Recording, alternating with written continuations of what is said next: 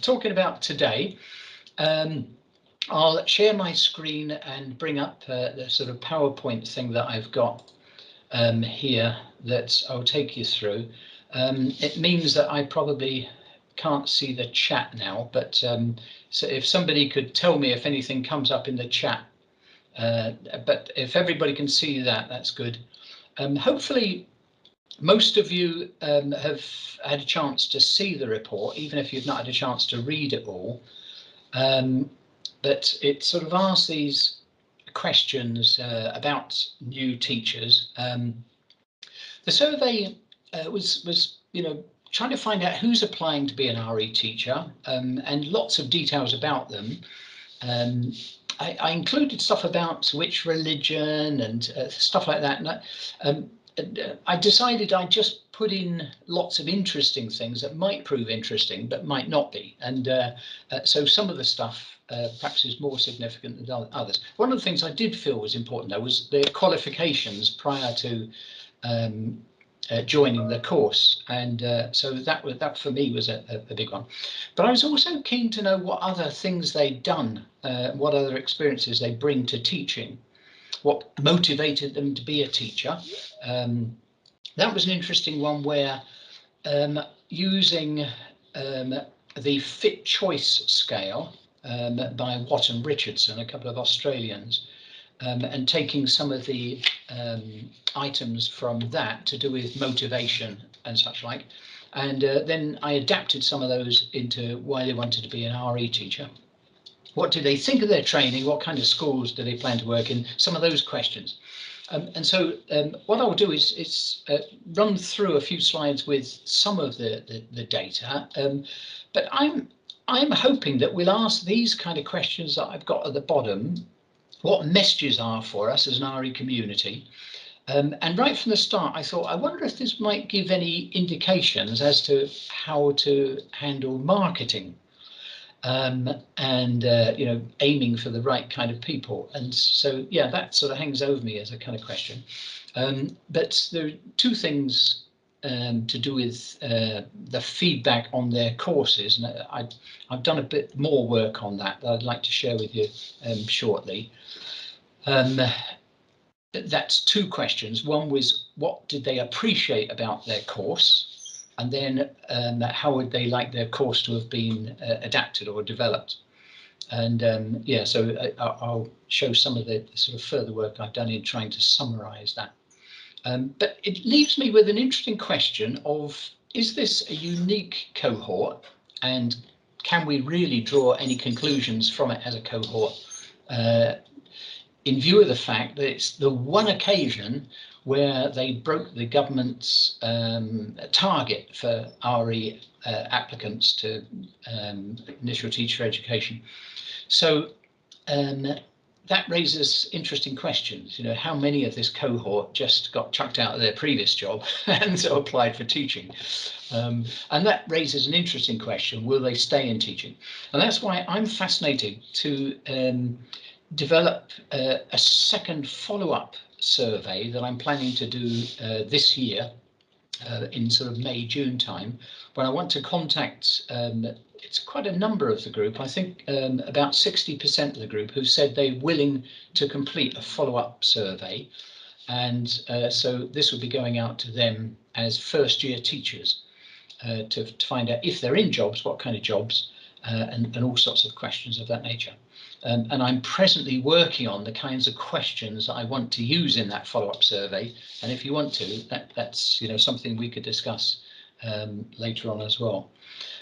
So just to summarize some key findings, this isn't all of them, but some that I've picked out.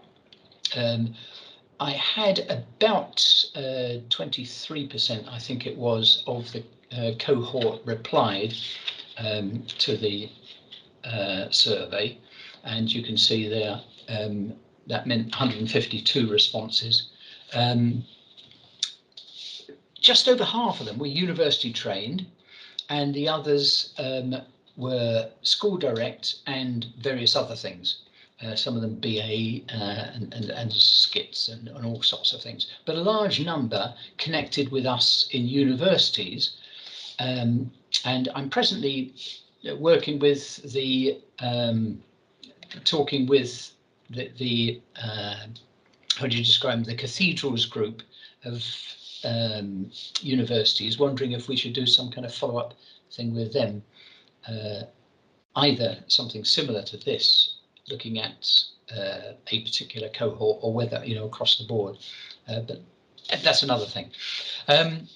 One of the fascinating findings for me was the fact that over half of the group were 25 years of age or older, and 80% of them had done some kind of previous work, 40% making a career switch. Now, a lot of that is obviously the fact that it's COVID year, and, you know, jobs that have closed down. But I was very interested to see that in a sense reflects how things have been in recent years. I've noticed a number of people making career switches, and sometimes that's successful, not always.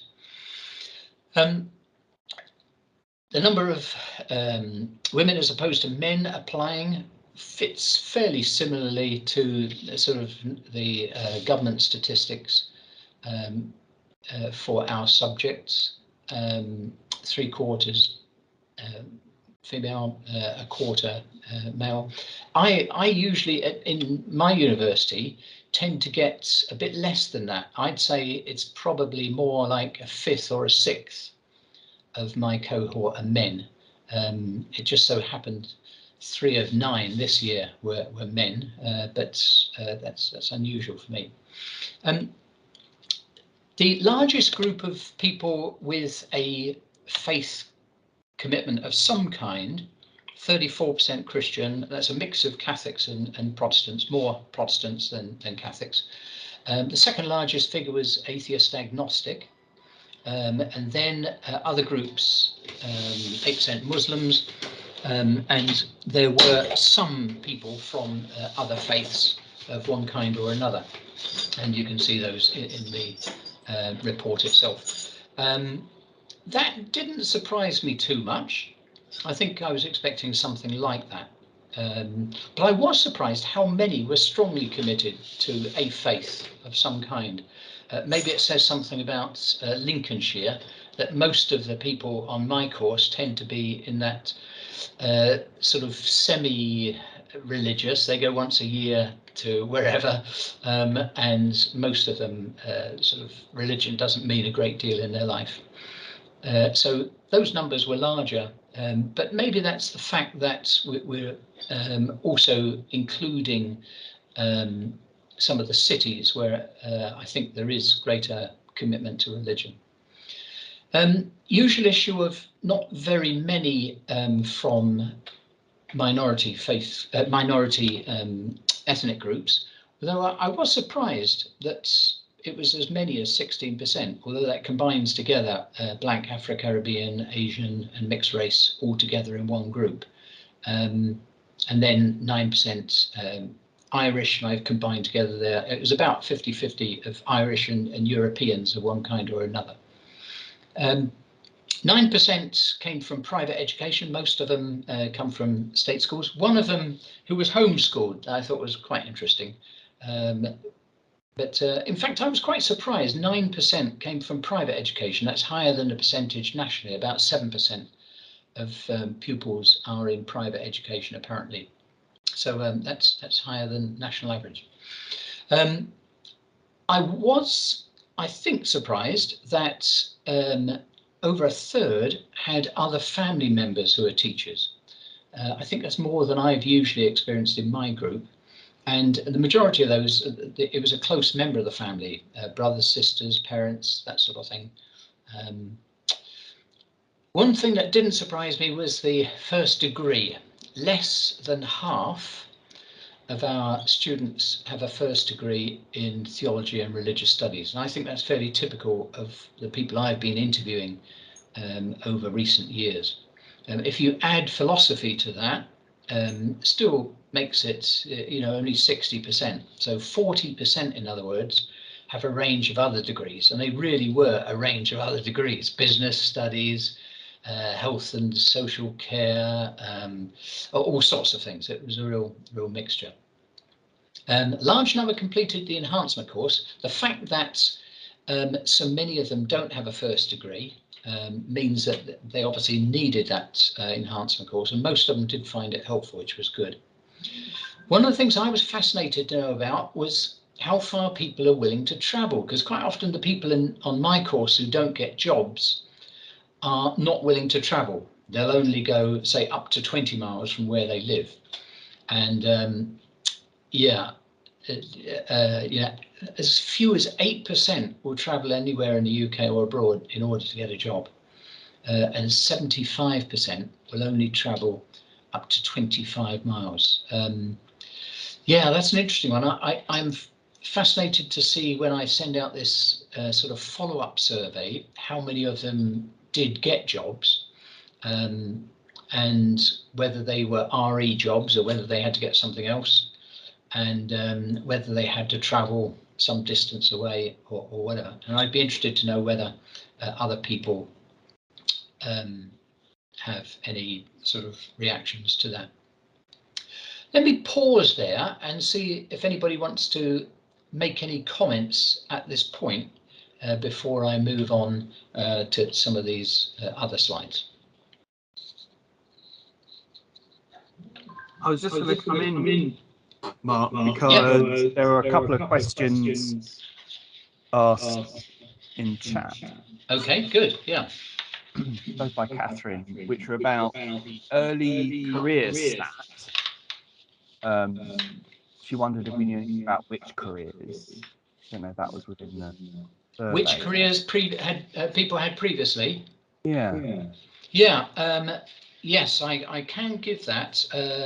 There were some in the examples of prior life experiences, page 17 and 18 in the report. You can see a lot of those things there. And if I just quickly pick out a few: a hospital porter, administrative support officer, a qualified NNEB nursery nurse, someone who's a TA in a school, a registered social worker, coffee shops, estate agents and pubs. I worked for a charity. I worked for churches and church charities, a legal practice, youth work, retail, healthcare and schools, self-employed for a number of years, management experience in retail, customer service. So it really is a range of stuff like that. And I've just read down from the top, and it continues with a whole lot of other things. You know, another one, a nanny in UK and Israel, and various things. There's a police officer and a farmer too. You know, what I ought to do is pick out what I think are the most interesting of those, or most unusual, the biggest sort of life change. But yeah, there are, you know, a whole list there in the report if you want to look at those and see those specific things. Yeah. And there was another question, Catherine, which was about whether we know which subject knowledge enhancement courses they did. No, unfortunately, that wasn't one of the questions I asked. It would have been interesting to have included that. Well, I was struggling with the fact that I wanted to keep the survey contained so it didn't go on too long, but I wanted to get as much information as possible, and that was one of the things that I could have added but chose not to. Yeah, maybe in my follow-up survey it might be possible to include something more about that, and see if we can discover more about that. I think there's always another question someone would like to ask, but of course, as you say, the length of the survey is a crucial factor as well. You want to keep people to the end. Yeah. I don't have an answer to this, but I'm just wondering whether the salary that a teacher has and the issue of accommodation has changed mobility. You know, is mobility in terms of parts of the country really, frankly, down to whether people can afford, and are more teachers living at home with their parents until. Yeah. You know, but yeah. Are there any other questions? Those were questions I was looking at from the chat, but if folks have got any others at this point, otherwise I'm looking for people with hands up or waving frantically at the screen. Okay, well, I'll move on, but go back to questions if anybody does add anything. So the fit choice that I mentioned, where I'd taken questions from sort of a standardized system that's been used in a number of different surveys since it was produced in 2007. You can see some of the specific questions here, or statements that people make, and then they give a strongly agree right through to strongly disagree. As I pointed out in my sort of summary of the findings,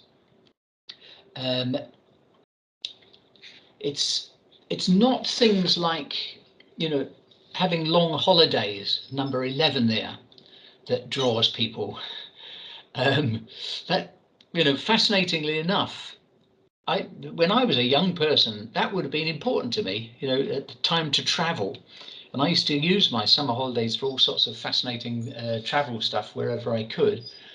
And it's interesting too, number 9, to fit with responsibilities of having a family. I would have expected more people to strongly agree with that. I mean, quite a few agree, and it still sort of goes to the halfway mark in that sense. But I was expecting perhaps more people to go for that one.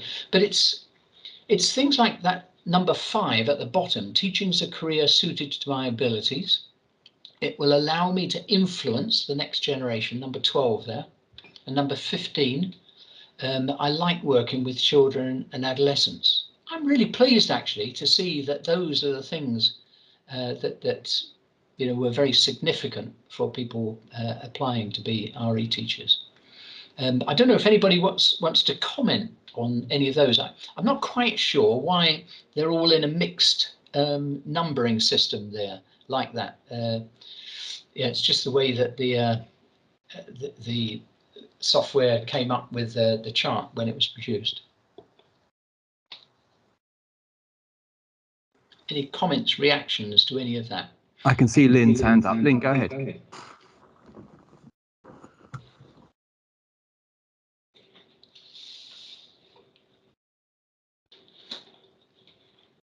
You're muted, Lynn. Sorry. You said you were surprised that more people didn't tick the option that they chose teaching because it fitted in with family and home care responsibilities. Yeah. But there is some evidence that women in particular don't like ticking that kind of option. Yes. Yeah. Because it makes it, even though it might be absolutely true, yeah, it kind of demeans their agency. Even if they yeah. love teaching, yeah, they don't like to say they're there because it meant they didn't have to fork out another £500 a week on childcare. Yeah, and you're alluding to something that's very significant there, Lynn. That, you know, how much we can trust these statements that people make is you know, an interesting question. And although the fit choice scale has been developed and, you know, tested for reliability and all that sort of thing, you know, yeah, there are reasons why some things might be ticked or given a strongly agree because it's the right thing to say, it's the politically correct thing to say, or whatever it is. And that's a big issue with any survey like this, whether that really does reflect their opinions or not. Yeah, we have to go with what we've got.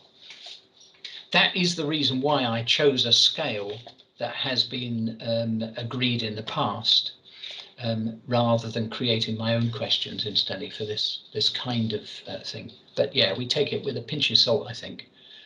But even so, I think it's quite interesting to see the way that you know, people have responded to those questions.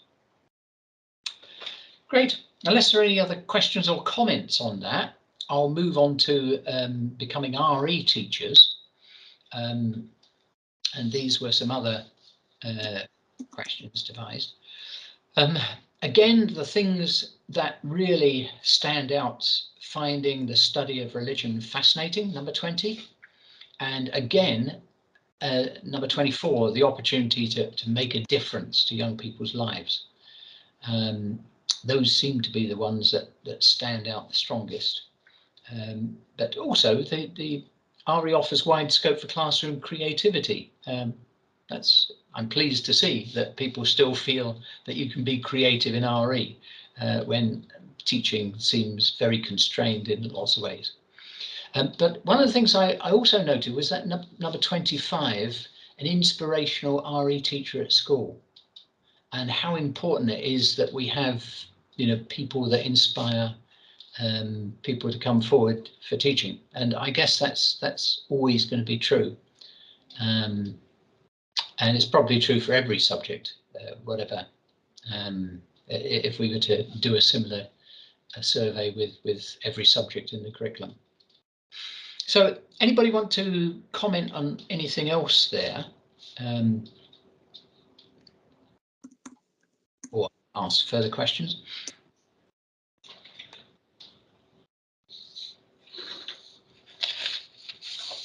Okay, in which case I'll move on to the next slide. Landmarks which contributed to becoming a teacher. And this was a sort of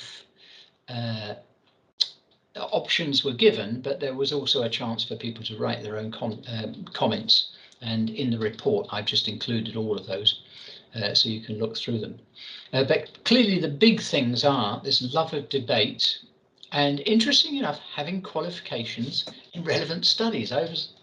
In view of the fact that only half of them had a first degree in the subject, I was surprised that so many of them, 71%, felt that it was because they had relevant qualifications that they chose to come into RE.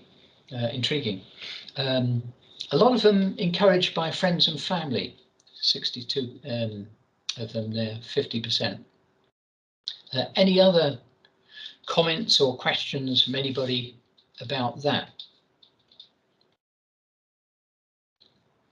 These are those sort of hinge moments in people's lives that cause them to go in one direction or another. Just that the career guidance people don't seem to be doing us any favours. No, absolutely, yeah. I mean, that is the lowest one, isn't it? Of all of them, and yeah, it's tragic, really. Maybe we need to have more RE teachers choose to be careers teachers as well. Actually, at the school I went to, our RE teacher was our careers teacher, but it wasn't necessarily a good thing. What he used to do is he'd set us a task of, it was all biblical studies in those days, actually, and he'd set us a task, and then he'd call us up one at a time to discuss our careers. And the lesson just went wild in the background while he was having a personal conversation with someone up the front of the room. But at least an RE teacher was a careers guidance person, and probably the fact that I went to Westhill College was because of him. That's where he suggested I'd feel happy.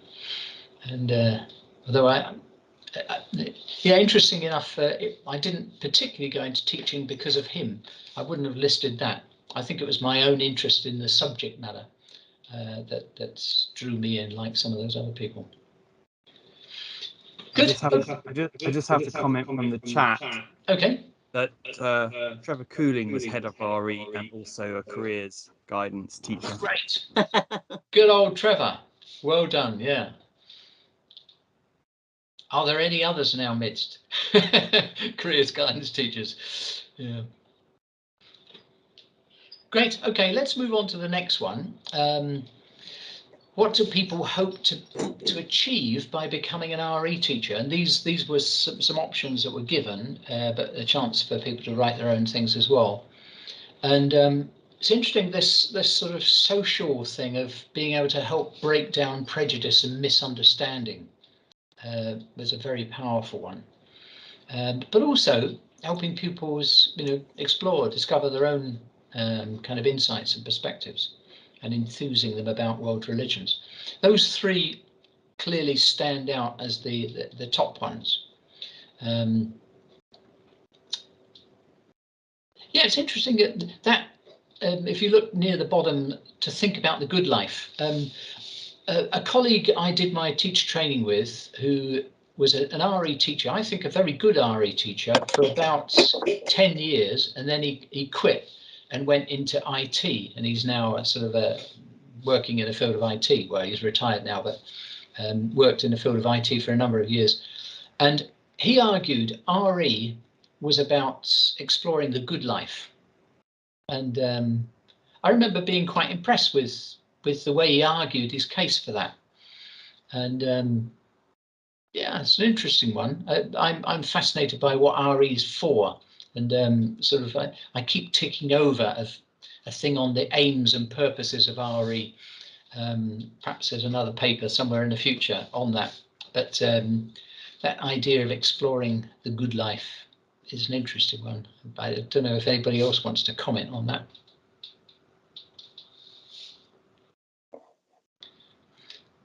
Mark, it's Catherine here. I don't want to comment on that specifically, but I'm wondering whether we should be worried that the top one is about breaking down prejudice and misunderstanding. I'm wondering whether it plays into the idea that the subject is, linked to things to do with prevent and such like. Yeah, absolutely. Yeah. Him facing me on the screen next to you kind of immediately sprung to mind.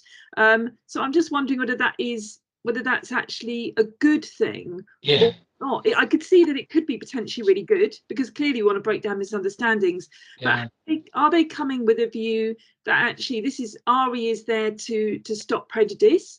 Yeah. Do you see what I mean? I'm not articulating it very well. Sorry, I'm not sure if you quite understand what I'm trying to say.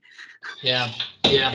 I have to say, when I did a previous piece of work on the aims of RE, what did teachers think were the aims of RE? Again, it was things like this that tended to score very highly. And yeah, I have to say I'm disappointed as well, in the sense that my vision of RE is of much more than that. That's a sort of side issue. I think it is important to do, but I don't think that should be the sort of end result, if you like, or the thing that I hope to achieve by becoming a teacher. Yeah. Mark, there are a couple of hands up. Imran, I think, was first, and then Great. Yeah. Yeah, thank you very much, Bob. Mark, just following on the observation made by Catherine there, the instrumental objective or purpose of religious education there. Yeah. That is something, in my experience, I have to listen in every RE lesson that I pose this question. So that doesn't surprise me much. However, just an observation that I noticed the absence of the use of the word knowledge in your I'm trying to look as closely as possible, just in case I've missed it, but any comment on why there's an absence of the explicit use of the word knowledge? Yeah, and the government wouldn't like me for it. The only reason for it was that I took my statements from the Fit Choice scale, and none of those had knowledge, or at least I'd need to look back if there were some that I missed out that use the word knowledge.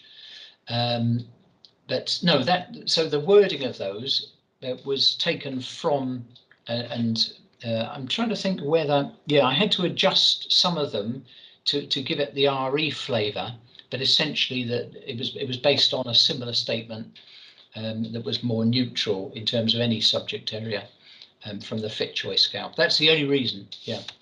Thank you, Mark. Thanks. But it's interesting. We talk a lot about religious literacy, or that term has come around a lot, but it didn't score very high on this list. As you can see, there's just 21 people, 17%.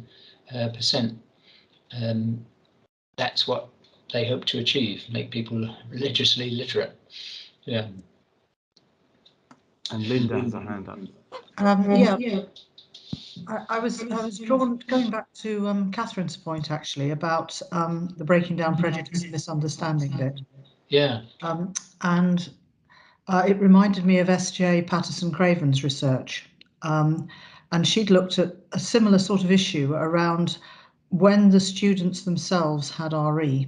And she was pointing out that community cohesion was a very strong part of their agenda when they were actually studying RE in school. Yes, that's right. And I wondered if in fact, things will change as there is a change in emphasis in RE towards things like religious literacy and so on in their lifetime as pupils. Yeah, thanks for mentioning that. I was reading that piece of work just recently, actually, a week or so back.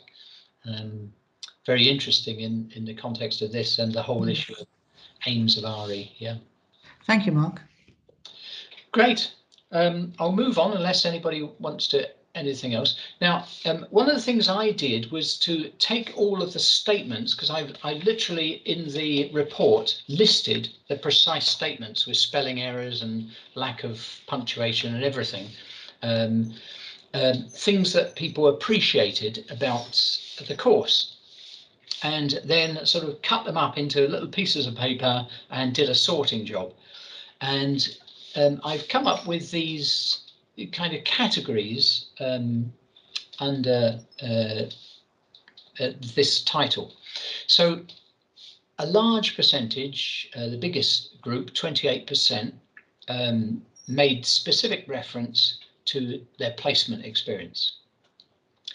Another large group, 19%, made specific reference to some kind of training input. Now, it's not clear whether that training input was by the university or whether it was by the school, but it was something that related specifically to training rather than school classroom experience.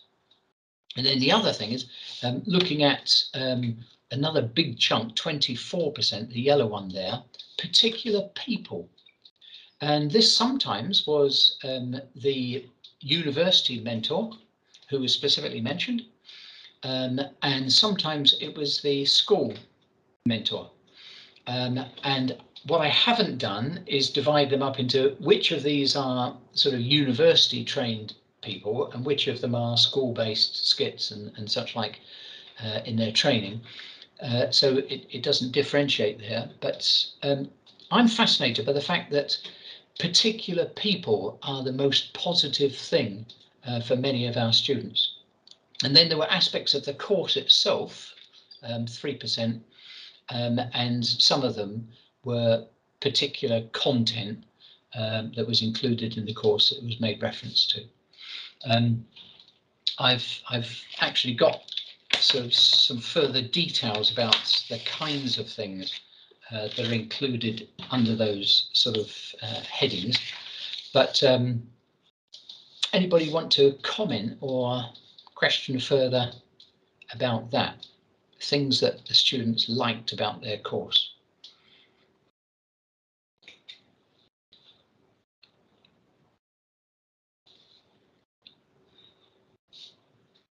Can I ask, Mark, did you break down the specific content, or was it just specific content that you asked?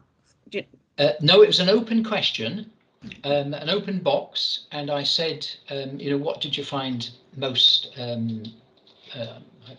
I'll get the correct words if you like.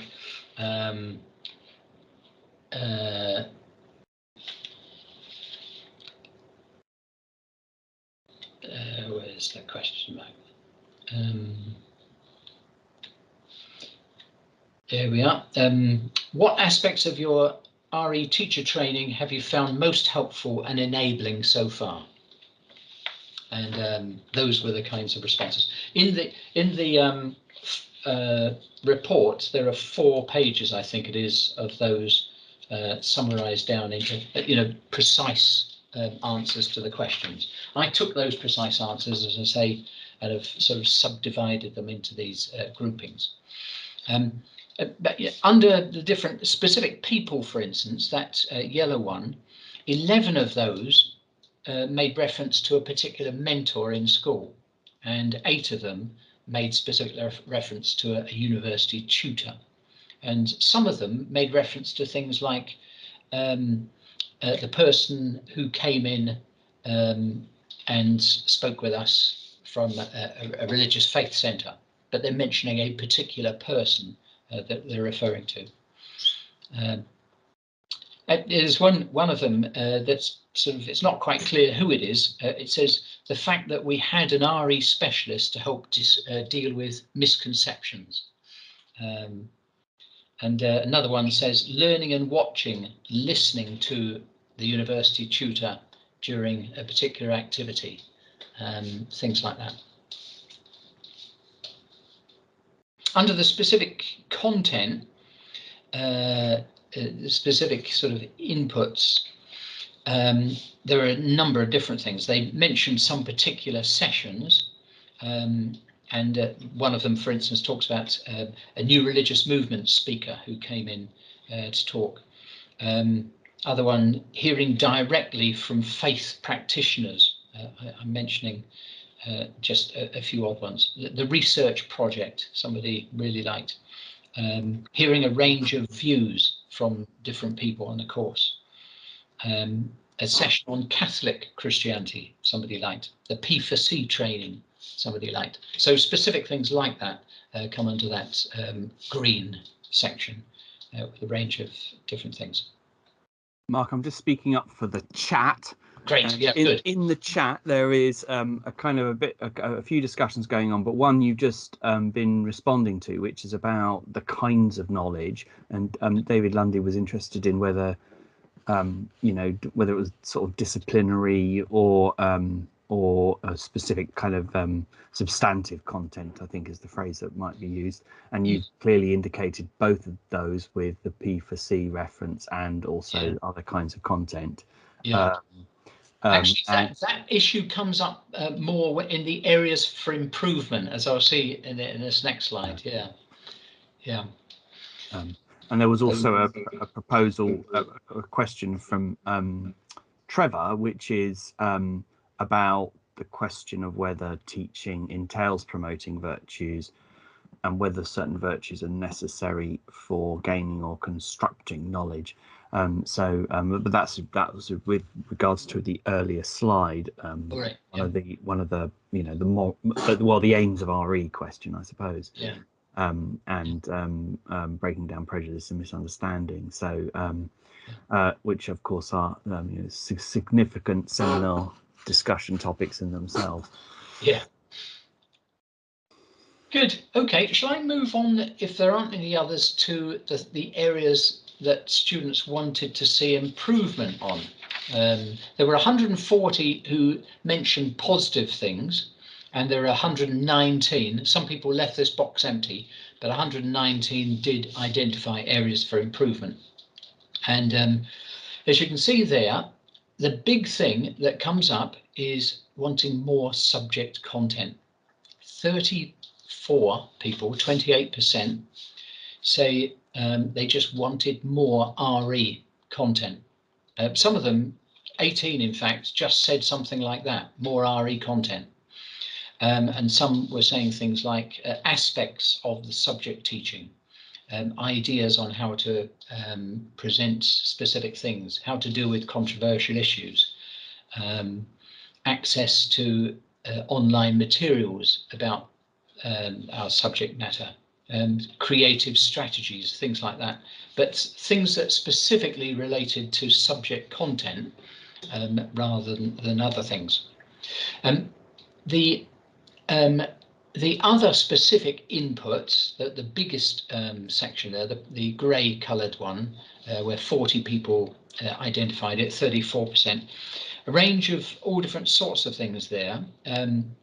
Some of them things like more sixth form teaching support, more on, a lot of them actually, 7 people said more on behaviour management, 5 said more on lesson planning, 5 said more on pedagogies and applying different pedagogies to the teaching context. Interesting enough, 3 said more on time management. So all of these are sort of specific areas. Other things more on questioning, on marking, on how to function in a school, on educational theory, wider school responsibilities, teaching specific topics, differentiation tactics, breaking down stereotypes, a whole range of different things like that. And then there were a couple of people also in that category who said things they wanted to know how to influence RE syllabus development at the local LEA level. And somebody else more on curriculum design. So sort of seeing themselves as a head of RE and wanting to be involved in the politics of, you know, changing things locally. But there were some other things like personal stuff to do with, you know, building confidence and writing a CV and personal statements, and more support with our PDP and things like that. So a whole lot of stuff within that sort of specific input, but non-subject related. And then various of them wrote things about personnel, although it was only it's the yellow one there, it's just 4 people, but comments like needed a better mentor, and universities need to be in more coordination with the mentors, because my mentor didn't know what they were doing, things like that. A couple of them actually wrote things like, I just wish I had an RE specialist. Now, I can only assume that they were in a skit or something of that nature and didn't have a specialist to relate to. And then somebody else says other RE trainees to be with. Clearly they were by themselves, presumably in a skit, or some of the contexts like that, where they just didn't have the support of other people. And obviously there are some of them COVID related. 8 people wrote things about that, and other things completely beyond the control of the course, that green one, things like the government has paid £19,000 for my training, but I've got no job. And somebody else, I just need a job. And there was one that was written, I'm not quite sure what it meant, wider scope of opportunities for improvement is as the quote. And somebody else wrote academic admin. Presumably that's something to do with the university not functioning very well, but it's not very clear what they were talking about. So yeah, a number of things there, but the thing that stood out for me is the fact that so many wanted more subject input. And I wonder if there's something that we need to take away from that. Or is it that, you know, we provide lots, but it's the people who aren't here in skits and other groups by themselves who aren't providing anything in that area. Any comments or questions on that? Yes, Mark, if I can come in. Yeah. Bob? Yeah. Mark, again, in my experience in the primary sector, not surprising that subject content is high up the list. Right, yes. However, when I put a mirror in front, it always shows me the constraints of the course and the institutional structures which are around not only RE, but history, geography, music, and other subjects. Yeah. And I suppose, I'm sure everyone is aware that that's one of the points that the core report has actually identified as being an area for everyone to look at. Certainly in our case, it's RE, but I would imagine that other colleagues in the other subjects would endorse that as well. And, you know, it's like trying to work out what the solution is going to be. You know, one of the things that I do is to combine knowledge and the pedagogy together. Yeah. But that has its limitations and its advantages as well. Yeah. So, Yeah, thanks, Imran. Yeah, I think one of the issues for us is only 40% of our only 50% of our students come with their first degree in the subjects, and that wouldn't be true for English, or well, it might be true for some of the sciences, but not for history and geography and many of those other subjects. And I've heard it said by a number of people in a field of initial teacher education, we don't have time to teach the subject. We've only got time for, dealing with pedagogy and curriculum issues, behaviour management, all those sorts of things. Now written down into a core curriculum, so we know exactly what we can tell them. But like you, I've felt the need to include something of subject content, and I make sure that we do visits out to places of worship and stuff like that, just in order to boost their confidence in handling the subject matter.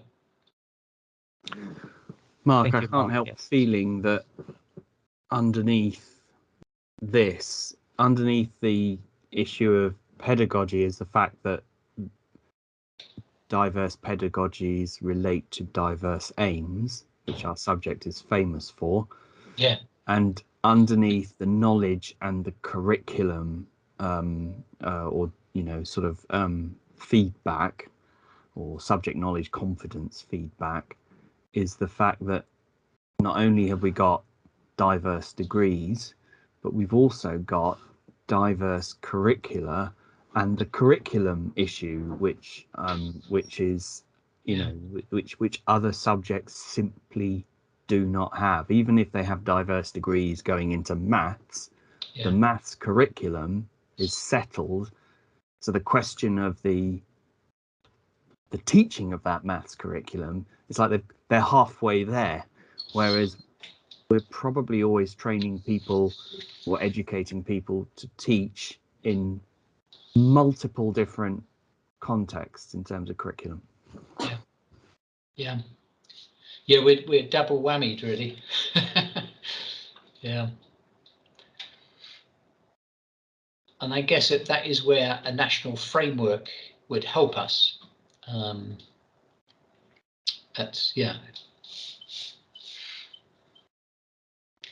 Any other comments on that?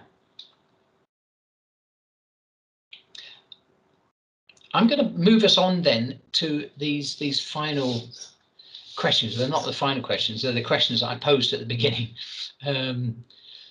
What messages are there for us? And I've not spent a lot of time sort of trying to think through this myself yet, but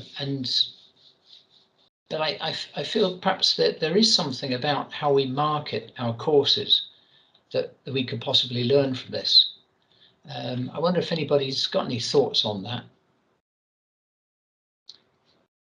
Certainly, Cullum St Gabriel and others, are very keen to develop the marketing, and perhaps there's something that might be of interest for them that comes out from this.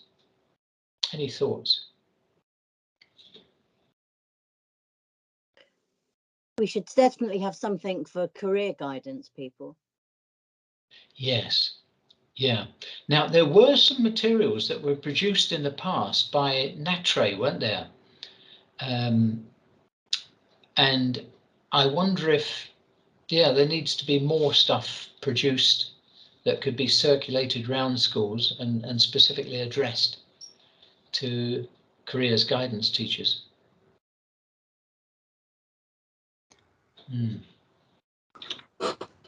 Catherine, come in. Yeah, just to say, TRS UK are interested in this as well. I think I put it in the chat a little while ago. Yeah.